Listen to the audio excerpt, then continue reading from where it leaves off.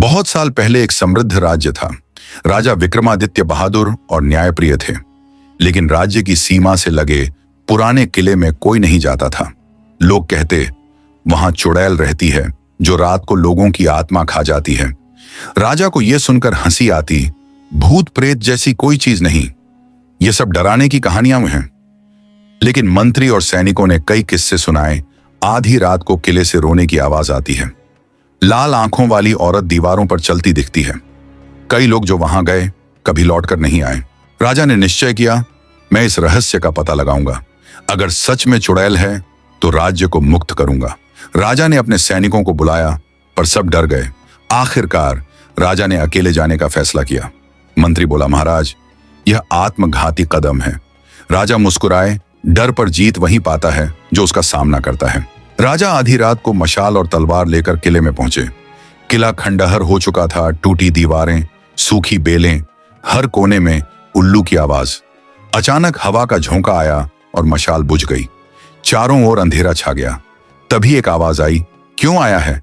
इंसान लाल आंखों वाली एक लंबी छाया धीरे धीरे राजा की ओर बढ़ने लगी।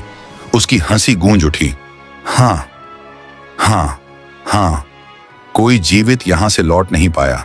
राजा ने तलवार उठाई। चुड़ैल ने हवा में उड़कर हमला किया। राजा ने वार किया, पर तलवार उसके शरीर से टकराकर हवा में निकल गई। चुड़ैल बोली, तलवार मुझे नहीं मार सकती, मैं श्राप से बंधी हूं। राजा ने पूछा, तेरी कहानी क्या है? चुड़ैल गुस्से से चीखी, लेकिन फिर रोने लगी। धीरे धीरे उसने बताया, वह इस राज्य की रानी थी। राजमहल की राजनीति और धोखे से उसकी हत्या कर दी गई थी। उसकी आत्मा को चुड़ैल कहकर खंडहर में बांध दिया गया। राजा को समझ आया कि यह कोई साधारण आत्मा नहीं, बल्कि अन्याय की शिकार आत्मा है।